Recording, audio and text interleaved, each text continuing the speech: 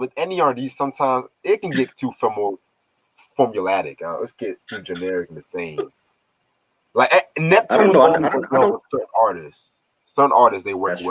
well. I was about to say I don't believe I ever heard the Rihanna over Neptune's beat, but that wasn't like really her thing. Nah, cause Rihanna, she always work with like she worked with like a diverse of producers and shit. I'm not gonna lie. Yeah, true. Oh man.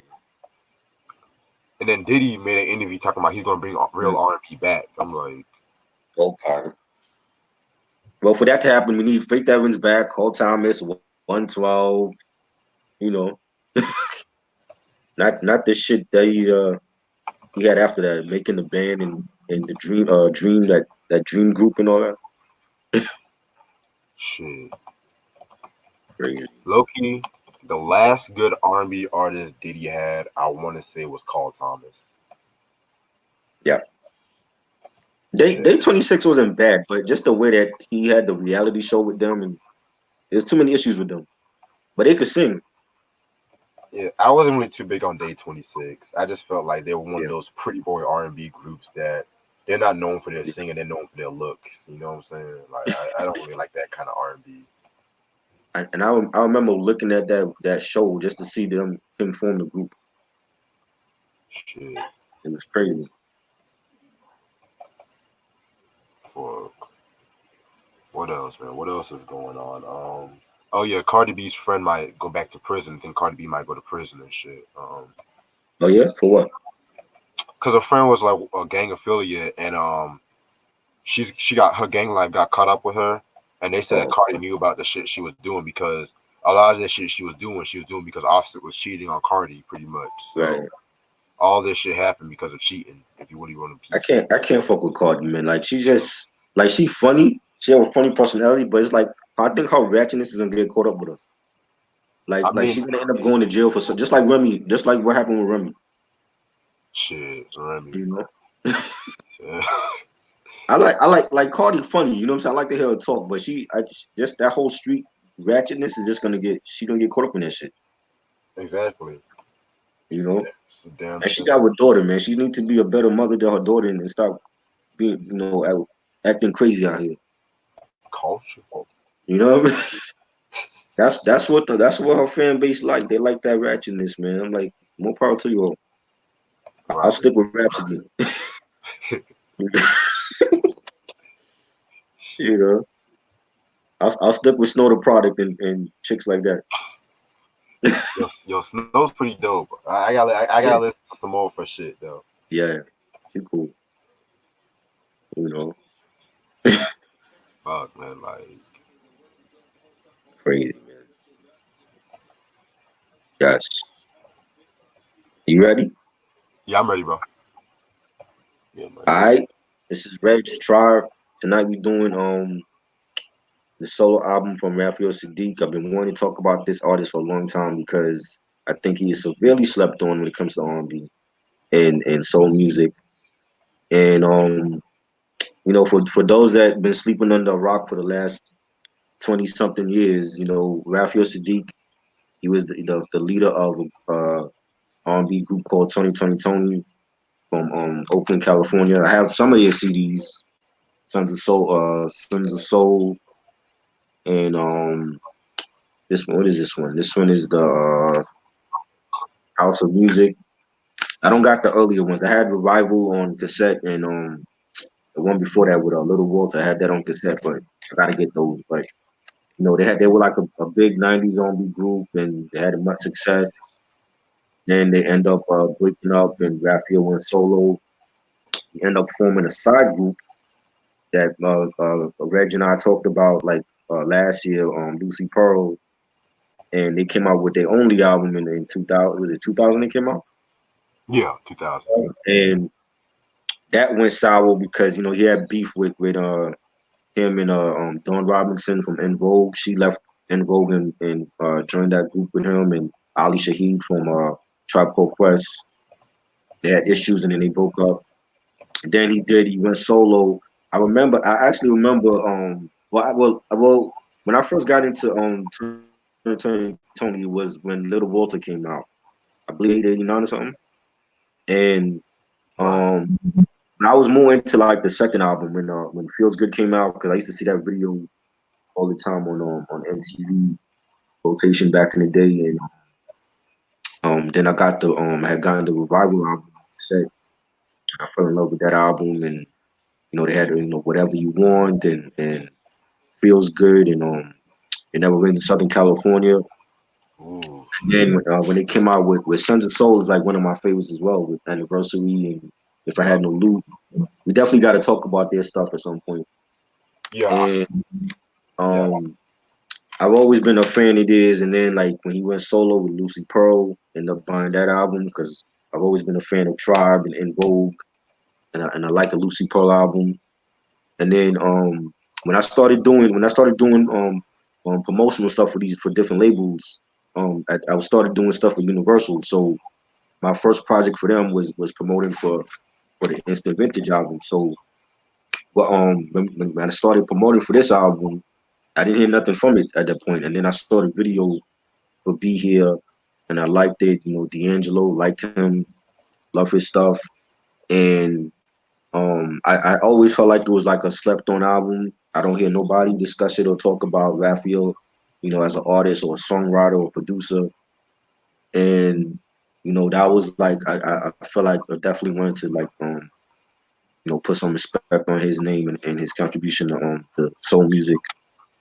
And how did you get into Raphael Saadiq in 2020, Reg?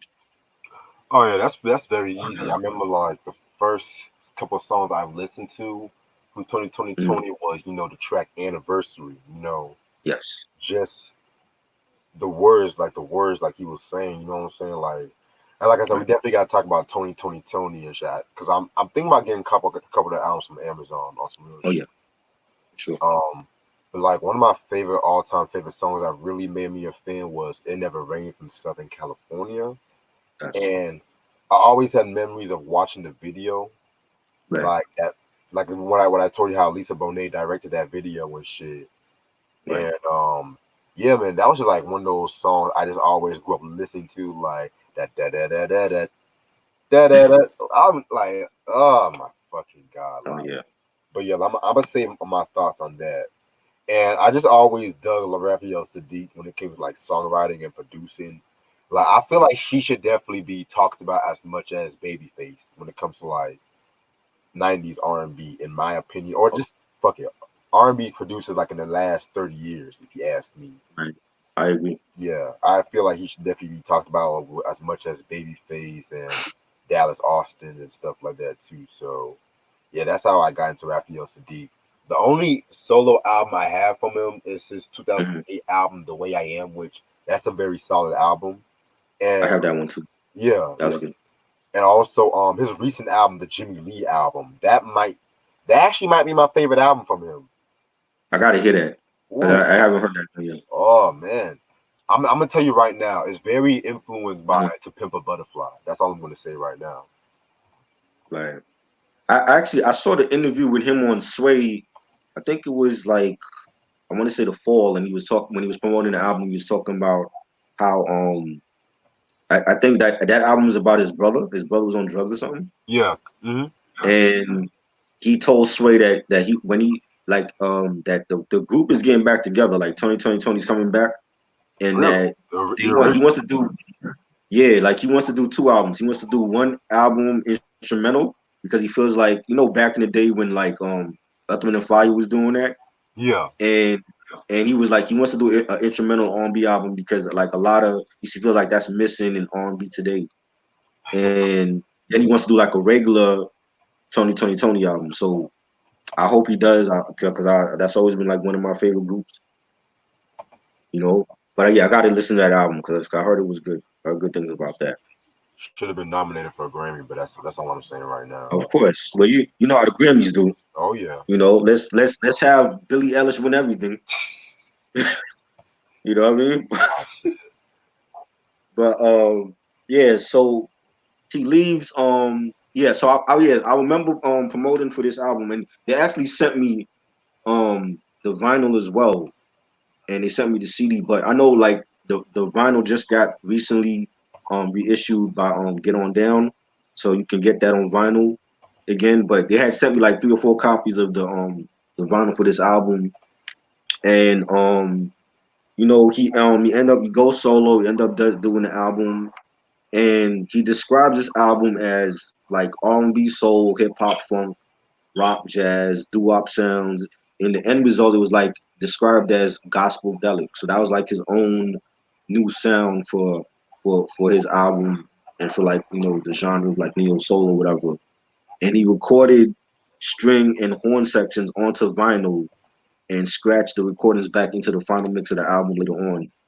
And the closing track actually, Sky Can You Feel Me? That was written the night that Aaliyah passed away. I didn't know that Oh until I shit. actually when I was looking up these notes. He actually wrote that the day Aaliyah died, because he said he was feeling kind of angelly about her, so that's why he wrote the song, in her memory or whatever. And when he was doing, now this is another thing, when he was doing the photo shoot for this album, there's like a circle. If you can see, there's like a circle on his eye. Yeah. Yeah. It's like a circle on his eye right here. Uh-huh. And that is about that apparently that was like a big thing online. And he said that um when he was talking to Rolling Stone magazine, and he said that it was fun to watch people make up what it meant, because like people online were making up like different things about what it meant or whatever. And he said, I didn't even know what the hell it meant. Later, I thought it meant that I was focused, that I had my eye on what I wanted out of my career. I just thought it was like a circle, and I didn't know what it meant. I just thought it was a circle that he put there, for the album cover. But supposedly that's what it was.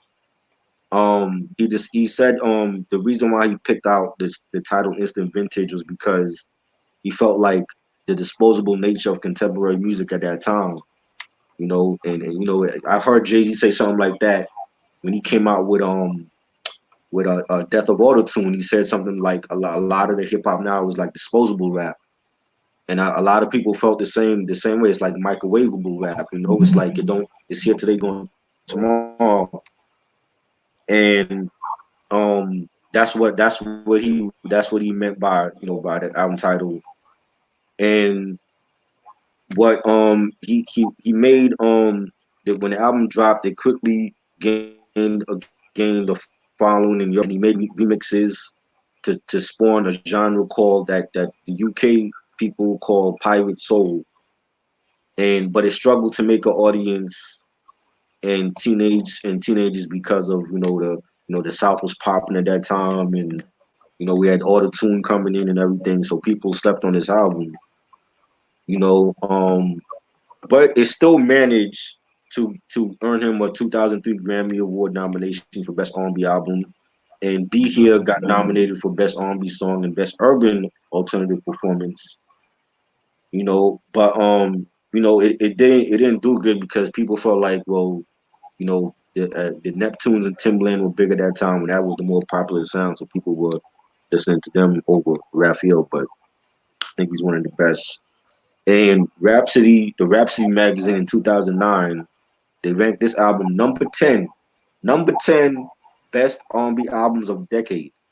That's crazy. I didn't even know that. Number 10, the number 10 album of the decade. Yeah, because And, huh? because in recent years, I know the album has like a cult following in recent years. To be honest, Right.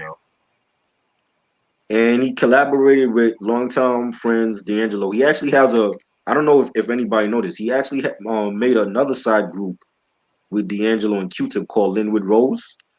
And I remember going on, I think it was like Morpheus or LimeWire, like maybe 0809, and they had like leaked tracks that they had done, like they were supposed to come out with a whole album together and never came out or whatever. But he collaborated with D'Angelo on this album, as well as Angie Stone and Calvin Richardson and T-Boss from TLC, and High Tech from Reflection Eternal. Who else I'm missing? Ray Murray from Organized Noise. His I believe it's his cousin from 2020 Tony. Christian is no, not Christian. Alvy Wiggins. I think that's his brother. He collaborated with. And Randall Wiggins, I guess that's another brother of his. Yep. And Jake and the Phatman, that was a producer. He collaborated with him. And Battle Cat is actually on this project as well. Shout out to him. And Kelvin Wooten. Yeah. And the first single was Be Here, and the second single was Still Ray, and he released the third single, Faithful. But I don't think there's a video for Faithful though. But that was Kristen Riley, my bad. Not Kristen Riley. I believe Timothy Kristen Riley is his cousin from 2020 Tony. That was the drummer. And yeah, this was released, June 11th, 2002 on Universal Records. It's 19 tracks. So I'm ready to discuss this album. The first track is called Doing What I Can, and it starts off with like you have like more of like a it starts off with like different news clips and excerpts from like different interviews and stuff, and you actually hear what's his name? Sway. You hear Sway's voice in one of the interviews, and he's talking about the album Instant Vintage, and it's a real soulful track. There's a nice beat, a nice symphony playing in the background. You have the DJ scratches and nice background vocals and the ad libs, and you hear Ralph singing I'm only trying to be the best that I can, but I just don't understand. I'm just doing what I can. And I thought it was a dope like introduction to him as a solo artist, and be introducing himself to people that might not really know who he is. Like they know who Tony is, the group, but they might not really know who Raphael is as a person. And I think that was like a dope way to like to introduce him back into the world. Like hello, like here I am, it's me, Raph. I don't have my brothers with me, my cousins, and I thought it was a dope way to start the album. Yeah, I pretty much have to agree with everything you said about this track. It was a nice, lovely way to start off the album. Just the instrumentation alone of this project, you can already tell what you're about to get into with Raphael Saadiq and whatnot. Right. Yeah, very dope usage of like the new supporters, like you said. Yeah, and I love how catchy the chord is. Like Yeah. doing it. I love that. Very dope. Yes, that was dope. I this album for so long. I thought it was like another, it's not an intro, like it's like a lead off track, but it plays sort of like an intro, but it's like an introduction song to like reintroduce itself. Yeah. I mean, but I thought it was dope. I thought it was dope. Had a nice beat and everything. Then we get to track 2. This is Body Parts, and has a nice dope beat, and real funky soulful track, and I like the chorus that Raphael is singing, and he's like shake your body parts, let me beat it you now, and then like it fades off midway, and then it comes like around like 3 minutes and 10 seconds, it fades off, and then it comes back, and it's like it get more livelier. I like that part of the song, and I thought it was a cool song. Like you getting real freaky on this track, but not X-rated. I thought it was cool. True. This is a song that Q-Tip wishes he would have done on the Amplified album, in my opinion. Because, You think like what so? you said, it's a freak. You said what? I say you think so? You think it could have been on the Q-Tip album? I mean, because it low key. I'm gonna explain because this song is Mm, freaky without being perverted and shit. And I always felt like right. with Q-Tip Amplified album, the way he was rap like vibrant thing, it was a bit too perverted for Q-Tip. But with this one, I just felt like it was like a Mm, nice way of like being freaky, but at the same time not being too like overly freaky. And that's one thing I can respect about this track. You know what I'm saying? right, right, And I loved how funky this right. track was. To be honest, very dope track. It was still tasteful. Mm-hmm. I like it wasn't like see like R&B now is so raunchy. It's like they don't leave nothing to the imagination no more. But I felt Right. like this is like early 2000s, and it was like you had like certain artists like a Raphael Saadiq or a a Maxwell where they can be sultry and make a love song, and they don't have to be X-rated, and they're discreet. But I mean, they might like toe the line, but it's not like over the line where you're caring about them like, oh, pull your thong to the side, and you know what I mean. So Mm-hmm. I definitely feel like that was a good song. Then we get to the first single, Be Here. I like this joint, man. You should be here. You should be. That shit is fire. You should be. You know you're trying.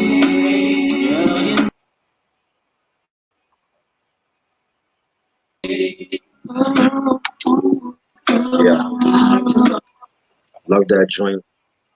Real banging bass line, nice beat. Um, the pianos. It has I want to say it's like a flute or something being played, and Raph singing I'm a good man and I work hard on my night job, and he says on the chorus he's saying like, well, I got more than just a big dick and some money, telling these chicks out here like it ain't about the money or how big my dick is, but I can actually treat you good and make you feel like a queen at the end of the day. Mm-hmm. And just a dope collab with D'Angelo. D'Angelo is one of the best R&B artists. I want to say like over the past like 20 years, man. Like every album you come out with is like classic. Brown Sugar, Voodoo, the last with D'Angelo and the Vanguard, Like the and style. I, Yeah. man, I think this is like one of my favorite like Raphael Saadiq songs, man, because it just has that soulful R&B feel, the way R&B used to make you feel when you hear it, and the video was dope with them like both in like the wife beaters and they had like D'Angelo rocking like the beanie hat, and they on the balcony and just playing the guitars and shit. That was just dope, man. And definitely a great song. Yeah, definitely classic. Yeah, man. I definitely agree with you on this track. I loved how warm this track was. This is around the time we know when D'Angelo was about to go on his little hiatus from the music industry after the whole voodoo and shit. Right. True. Very dope track. I wish they would have definitely done some more work together, both Raphael and D'Angelo. Yes. I definitely feel like We need that. I was in. Right. I would definitely feel like this is a track where they're just letting the females know they're more than materialistic things, in my opinion. Yes. I was saying we definitely need that Lin album if they ever get around to doing that super group Q-Tip and Angelo and Raph. That would be awesome, man. Music needs that right now. I know. You know, definitely. Track 4 we get to Still Rate. I love Still Rate. That was like a yo. You know what the thing is? They like they yeah, it remind like they just played the Snoop Dogg Still Dre beat, and they just put it travel, Yeah. and I loved it, man. Like it had like dope. It's a dope. You know, well, it's like basically the same beat, like the great beat, piano, the piano loop. You know, the trombone solo that was dope. I actually saw when Raph was a couple weeks ago when he was on NPR Music and he played that live and he had like this big dude with like a trombone and that was so dope. Like to hear that live is like it sounded just like the album version. And I like his verse, the way he sang his verses, like it was like like the way Raph sang his verses, it was like in a melody. You know what I'm saying? Like he was like, I can't help myself. I can't sing, but I'm just saying this. That's what he was doing. And, you know, and I liked it, man. Like I think that was like a dope like hip hop beat being sung by Raph, and it's that definitely a timeless song. Yeah, man. Yeah, I definitely feel you on that track right there. To me, Still Ray, yeah, definitely a nice way of flipping that Dr. Dre track but making it more slower and stuff Right. like that. Yeah, man, this definitely a dope ass track. I love the soulful vibe. My favorite part is when the tuba comes in, man, towards the middle ending and shit. Very nice way, very Yes. nice use of the tuba. Right. I love this shit, man. This shit is I'm coming home to you where something see through fire. so I can see your heart. One night can never come soon enough for me. I watch the sky all day. Fire. Fire, joint. I love that. Then we get to track 5, OPH. I don't know what I haven't even looked up what the meaning is of OPH. I thought it was like other people's like something, you know. Mm-hmm. But you get the OPH and it sounds more like an interlude to me, like a more like an interlude skit, and you hear like a bunch of girls talking, and they talking to each other, and then it's like I guess like one of them is like look they're smoking or they're looking for like somebody to. Oh shit. Hold on. Alright.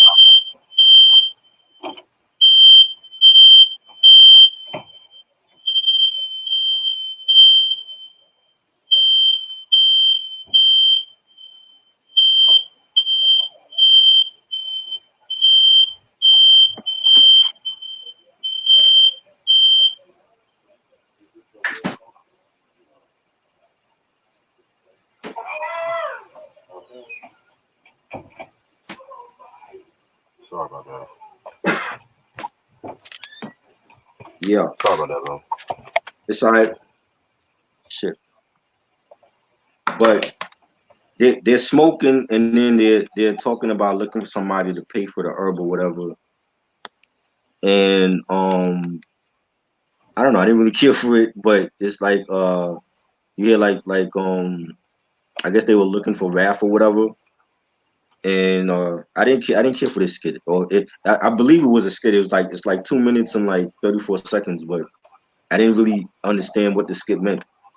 The whole OPH thing. True, true. Um, yeah, this was pretty much like an interlude slash song where Right. I just thought to me, I just thought they were just trying to impress Raphael Saadiq with some buzz or some shit like Right. that. Right. Yeah, even I myself was kind of confused what OPH stands for, but it's alright. I didn't get that at all. I was like, come on, G. OPH really?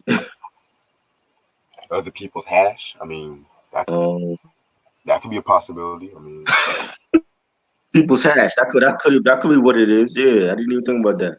Other people's hash. you down with You OPH? know. Yeah, you know me.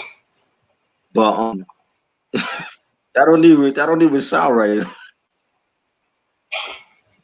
OPH. But Oh, shit. Yeah. Then we get to track 6. You're the one that I like. I like this joint. This was dope. I believe High Tech produced this joint. Had a real dope beat by High Tech, real funky melody. You know, the guitar strings and the organs is being played in the back, and the DJ scratches. And Raph is saying about this chick that he likes, and what turns him on, and he said, when I pull up to your house expecting to see a movie star, girl, you ran onto my bike. When this really hurts me. This really hurts me inside. But I thought it was a dope song. I think it's real funky. It has that high tech flavor that he's known to do. Like, to me, I think when I hear like a beat by high tech, I know it's like high tech because he just has like a certain type of flavor that he does with his production. But I think it was definitely a solid track.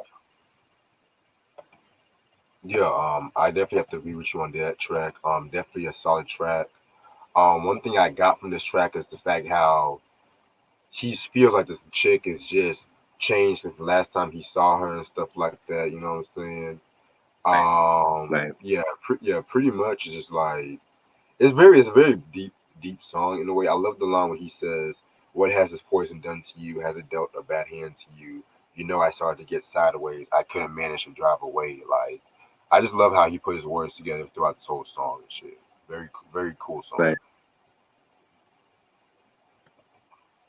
Definitely. Um, that was "You're the One That I Like." Then we get to track 7, "Excuse Me." Man, that bass line, man. I think the bass line for me is what is just like the start of this track, and it has a dope beat. It's real soulful. Raph is singing. The first time I saw your thighs. That's when I realized my heart has beat. I can't seem to make you see. Another solid track, and trying to get at, and I definitely like this song. Like I said, like the bass line to me is what got me. I think it's a dope bass line with this track. Definitely a solid cut. Hmm. Yes, so like this is actually one of my favorite tracks off this album. Um, yeah, this is featuring Calvin Richardson and Angie Stone. It's kind of interesting. Angie Stone and Yes. D'Angelo on the same album, but that's just me. Um, yeah, this basically is that I just loved how the way he was singing it again. You just feel like the vulnerability of his voice and stuff like that about falling in love. Yeah, and that's one thing I've always loved about Raphael Saadiq's music. Is how he always pays homage to that old soul sound and shit while still making it into his own and shit. You know what I'm saying? Right. Oh yeah. I forget. Angie Stone and Cameron Richardson are also on this, and Hmm. I like Angie Stone's part where she says, "Can't make you stay. You wanna go. You wanna go. What she said? Can't make you stay. You wanna go. I said I forgot. I fucked up the writing on this. I don't know how I'll be doing this. And the second part said, "I can't make you love me if your heart stays. If your heart says no." But yeah. But Angie Stone is on here. Another underrated neo soul singer. Definitely want to talk about stuff in the future. And Calvin Richards. I believe I heard. I think he dropped the album like way back. Calvin Richardson. That name sounds familiar, but um, she's definitely a dope collab with Ralph and Angie and Calvin Richardson. And they were Ralph is he's trying to convince the objection of his affection that can't nobody love her like he does. That was like the whole point of him making this song or whatever. Track what we up to? Track 8 is Charlie Ray. That was another dope track. Dope guitars on that, and nice beat in the bass line, and rap singing.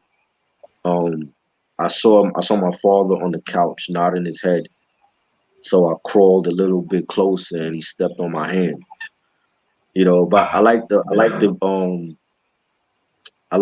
the beat. I didn't care for the lyrics. I don't really understand what he's trying to say, but I like the beat. But the lyrics just like caught me off. They were just like off to me. If that made any sense. Yeah, yeah. This one kind of confused me a lot too on some real shit. I can't even lie. Like, Right. good song, but I didn't know who Right. Charlie Ray was. You know what I'm saying? But it's kind of a Who is it's a Charlie good Ray? song. I don't dislike it, but I just didn't know. Kind of confused by it. You know? I think yo to me when I heard it, it sounded like Raph was freestyling song, making the shit up while he was playing it. You know. That could be it. I mean, that could possibly be I don't it. see nothing, no information on Charlie Ray, so I don't know what the song was about. That's crazy. Then we get to track 9, different times featuring T-Boz from TLC. Love this track. Ooh, Has a real nice nice. beat, real groovy, melodic. The nice piano strings. It has like a religious type of vibe to it, like like they singing about God. And T-Boz, her verse, um, in her deep voice, she's singing. I've been in some hard times. No, I've been in some hard times, seen a lot of good times, but every day I count my blessings this way because I know that every day is a day, is a different day. My friends can change, but his will never change. And I like the chorus where they both sing. I closed my eyes, kept on pushing. I just stopped looking, and guess who showed up? And you can tell it was like a had like that religious vibe to it. It was like real inspirational, for people that's down on their luck and like looking for like a deeper meaning out of life. Look to God or whatever. And that's like what the song. I think it was dope. Like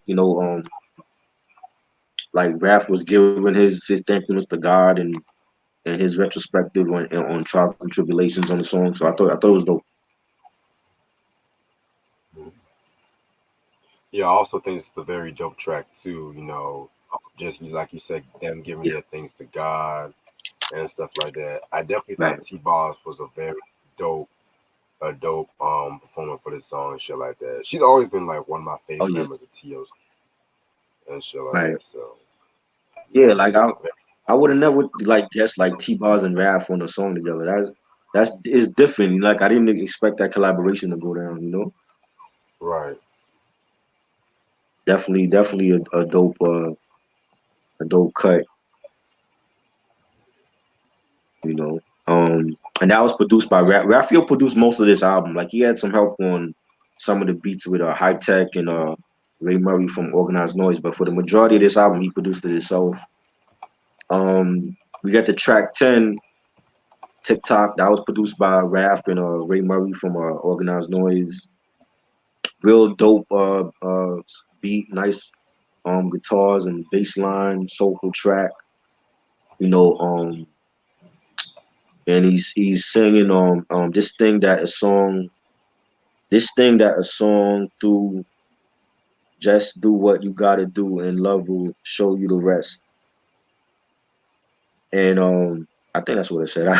Yo, my writing for some of these songs be crazy. Cause I'd be just like fast writing it, but I think something like that he said. But I thought it was a solid cut though. Yes, sir. Yes, sir. So yeah, we at TikTok. Yeah, man, very Yeah, dope track right here.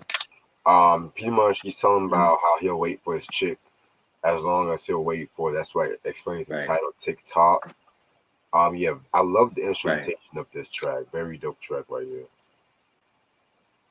Yeah, like I forgot to say like yeah, he's reaching out to like a former flame and proclaiming that he will wait for her to come back. If she have him back. You know what I'm saying? I thought that was cool. Right. You know.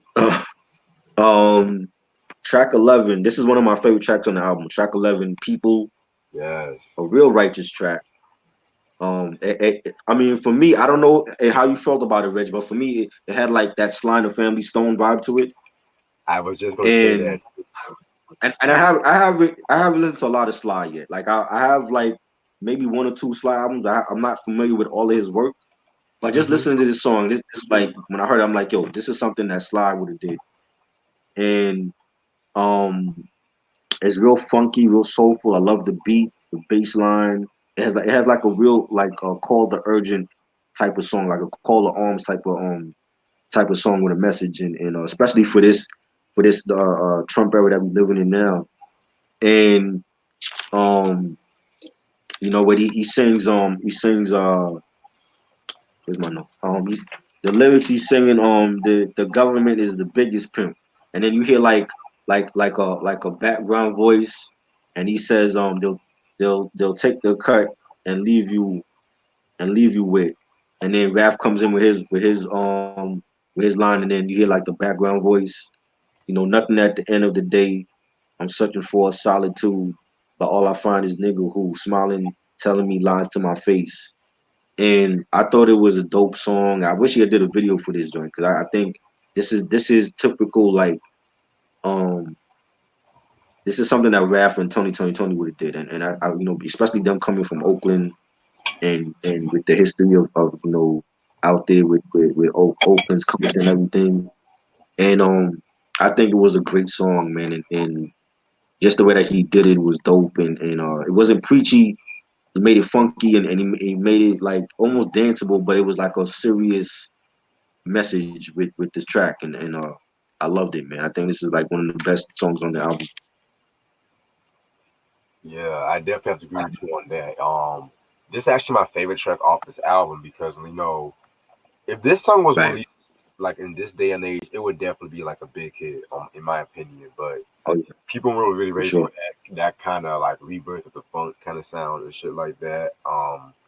Yeah, he had this one line that I like. I'm on rap R&B Genius right now. It used to be Rap Genius, but nowadays it's such every music here now. So yes, this one line I love is what he says. But everyone's got to understand. See, life ain't what it used to be. Death is slowing many seas. We're moving like we'll never see pain. I usually run through life, but now I act too quickly. Slow it down. Definitely love the way he said that shit. Just fighting for his people in a way. To me, it definitely reminds me of what the Temptations would have done, like in the early '70s, late '60s, early '70s, like that psychedelic period they were known for doing and shit. So, yeah, very dope track, right? My favorite. I, I love it. Yeah, like he's talking about the big wigs in Washington and poverty and all that. You know, I think it was great, man. Definitely. Yeah, I mean, I wouldn't have mind like a remix with like you know somebody like Chuck D or you know what I mean or Talib on that. For real. Yeah, I can definitely tell that, That would especially like quality. Yeah, quality, Talib right, quality, man. Like, definitely. shit, not this new bullshit Talib, right? Then we actually get to a skit. It's a high tech skit, and you have a couple of them on here, and you playing like a beat in the background, and it's like a flute sample, and bass line is dope. And Raph is talking about he's just talking like his like little stuff on the track, and talking about the next song, which is track 13, is called Faithful, and that was the third single and last single from Instant Vintage. And funky track, you know, upbeat, nice pianos and bass line, violins. Um, and he's talking about being a cheater, and he said I've been a cheater ever since I was 12 years old. There could there could be there could be there could be five naked girls in the room, but I'm coming home to you because I love you.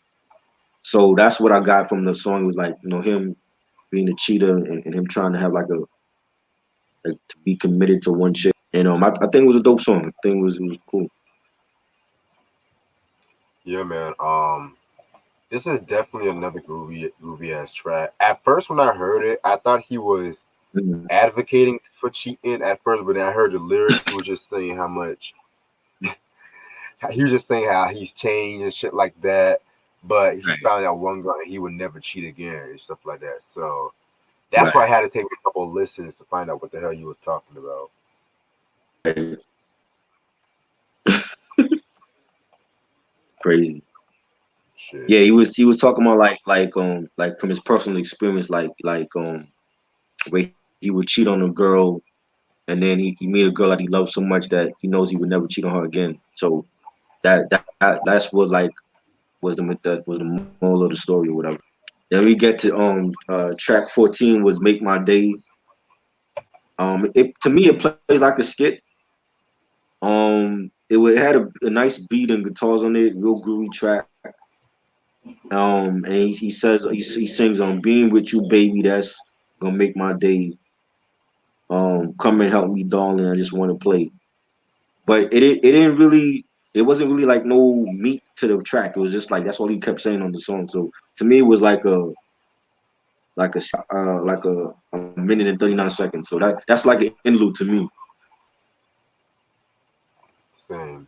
Yeah, I was gonna say like it's just pretty much an interlude and stuff like that. You know, like Right. nothing really special. Then we get to track 15, Blind Man, and he talked about this blind man and the blind man telling him to pay a chick like $22 to take his pain away. I'm like, is he going, is he at like a brothel or something? Is he at a whorehouse? Like I didn't understand what's the significance of a blind man? Like you met a blind man on the road or something, like, you know? But I thought it was funky. It was a real like funky track, nice beat. It had like a bluesy feel to it, bluesy guitars on there. So I guess this is like a blues track, in a Raphael type of way. You know what I'm saying? I thought it was like a bluesy type of track, and he's singing about this blind man or whatever. I thought it was cool Yeah. A little trivia about this song though. This song though. was one of the was originally written for House of Music, and one of the reasons why Tony had issues and stuff like that. You know? Right. Oh wow. Yeah, yeah, because like I House didn't of know that. Music. So they had issues with this song. You said what? They had issues with the song. Yeah, because they were having like a lot of creative issues around that time. Because the House of Music was like a lot more Right. darker compared to their earlier works and stuff. Right. So that's why in that album you had like different songwriting credits, like credit to like Wiggins and Sadiq, and Sadiq Right. wanted to get into That's that great. dark Southern soul vibe and shit like that. Right. Um, yeah, Right. that's something interesting. I just want to point out, but yeah, with this track I didn't right know that. here, Blind Man, very Mhm. very mysterious track right here and stuff like that. Yeah, it's kind of like a confusing story, but it's like one of those stories like you have to pay attention to and whatnot. If that makes sense. So very Right. descriptive, very dark. Right. Again, one of my favorite tracks off this album. I think he was like singing about a prostitute low key, but he didn't come out and say that though. You know. Then we get to track 16, another skit from High Tech. It's a skit too. Nice beat once again. Paying respect to Oakland and Raph was like shouting out like the Oakland A's and the the Raiders and just like things famous within Oakland and shouting out his love for his hometown, and I thought that was dope. I think he could have at least titled it something regarding Oakland, like shout out to Oakland or something, or like just it's just Tech Two, but High Tech has done this on his own albums where like on High Technology 2 and 3, I think even one he had like different interludes or like beats playing in the background or whatever. Yeah, I know what you're talking about. Yeah,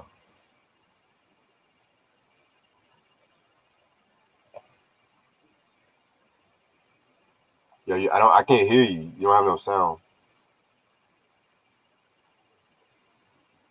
You don't have no sound.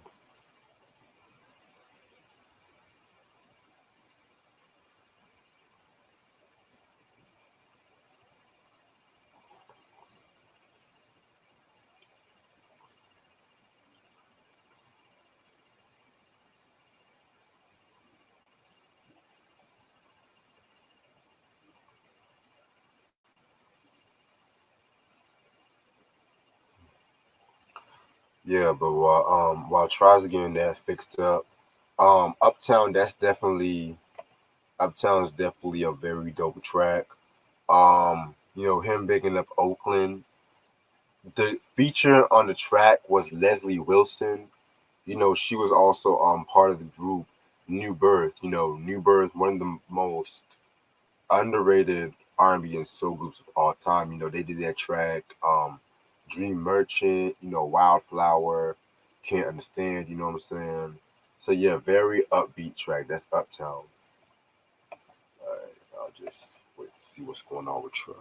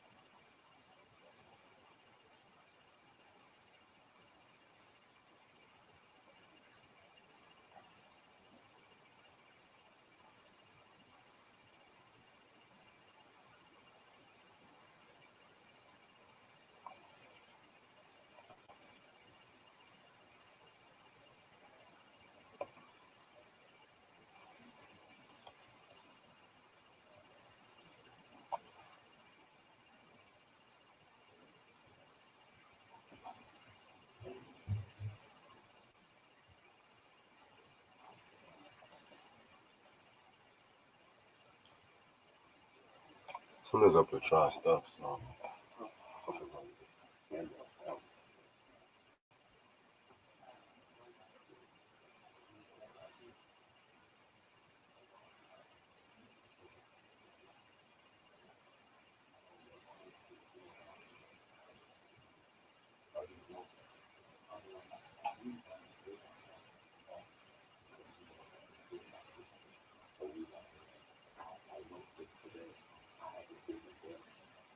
Oh, okay. Yes, I am back. All right, give me 1 second, Try. I'm about to roll with one thing. All right.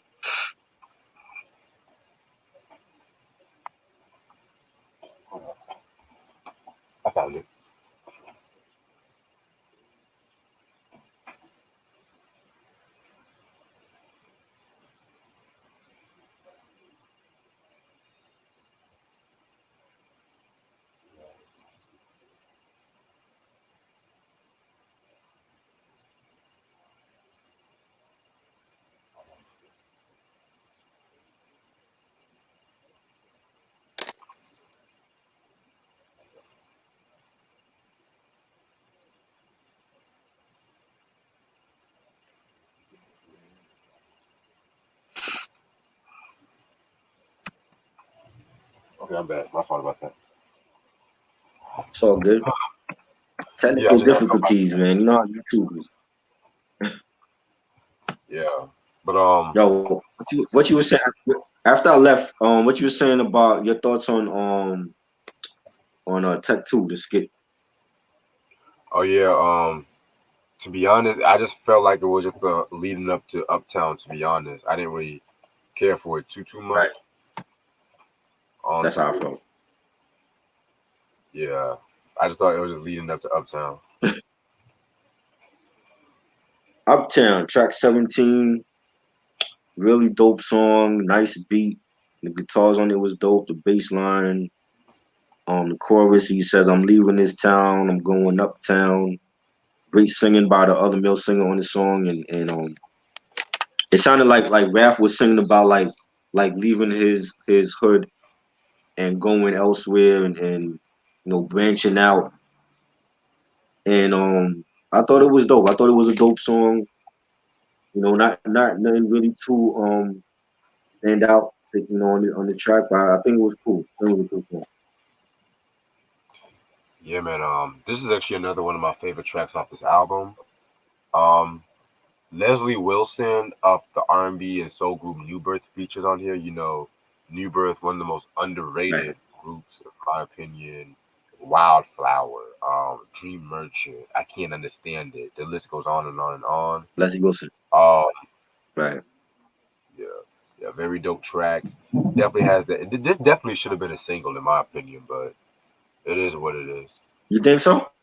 Yeah, maybe like a little, maybe like a little radio. I don't know, just a radio single and shit like that. Mm, I don't know. Right. Like yeah, like he's like singing about to become a star. You know what I'm saying? I thought I was like it was cool. I could definitely see like a video for this song. I don't. Definitely a dope song. Then we get to track 18. What's life like? And that was dope. Real acapella type of track and nice background vocals and rap is like life like if you live out of gold. And when the track starts over like there's like some what do you call it, like some like harmonizing, like almost like scatting and in the intro, and then it ends like that in the at the end of the song, and almost like beatboxing, but it's like the R&B version of beatboxing. And doo-wop, that's what I mean. They were like doing like the doo-wop um acapella music with their voices. I thought that was dope. And just a really dope song, and another song with a message. And I think it was a solid track. I could have seen this as a single as well. Yeah, I definitely felt like this was a solid track as well too. Um, yeah, like Right. you said before, I just like the way he was singing it and whatnot. I definitely felt like it was definitely a Yeah. very dope track. I wish it was a little longer though.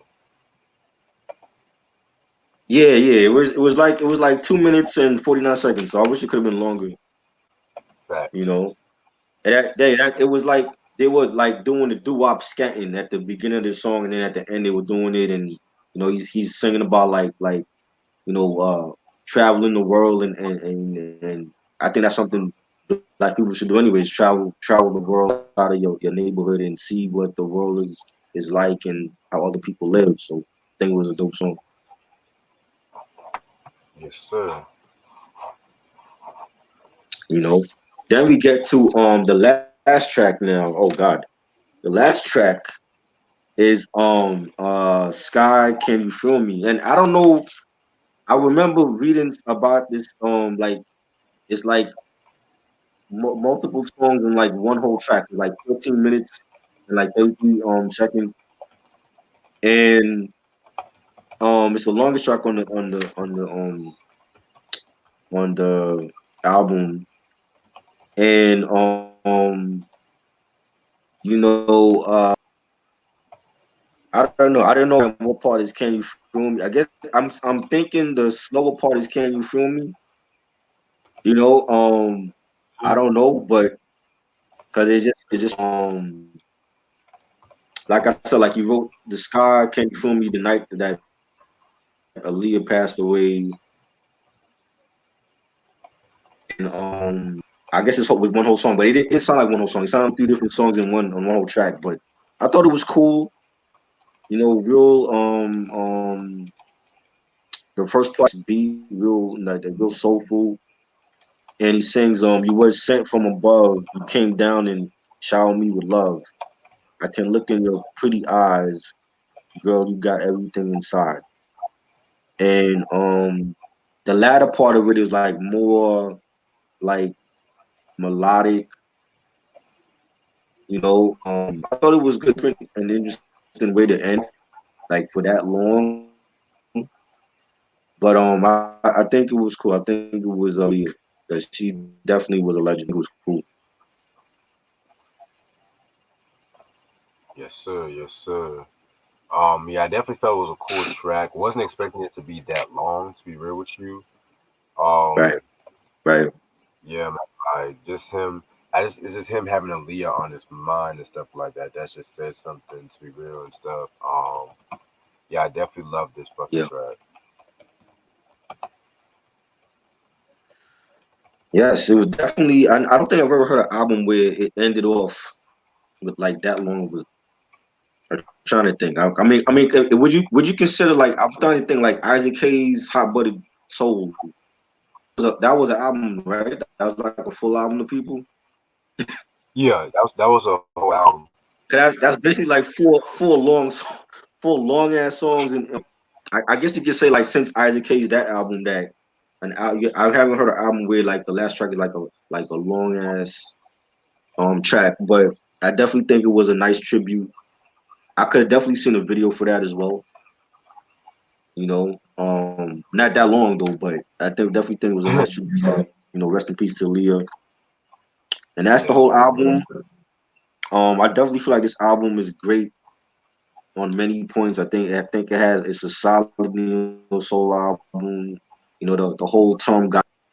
I think that's really like a genre or like a subgenre of neo soul that you can put like a lot of artists in right now. Um, I think it has the production was funky, was groovy, it was soulful.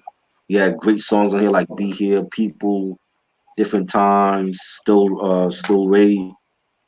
Um, Definitely a solid debut for Raphael. You know, I would definitely give it a 4.5. You know, I think it's one of his best albums. I think it's an album that a lot of people don't talk about because of that time. A lot of albums got slept on at that time. But the skits, I didn't really care for the skits. Like I think the high tech skits could have been left for his own album. But I mean, I definitely feel like minus the skits, I think it's a solid album. And I think even though it got nominated for some Grammys, I don't feel like Universal promoted it like enough. And I was on that promotional team. I don't feel like we promoted it enough though. I mean, because a lot of people still haven't heard this album. It's been out since 2002, but I definitely think it's a solid album.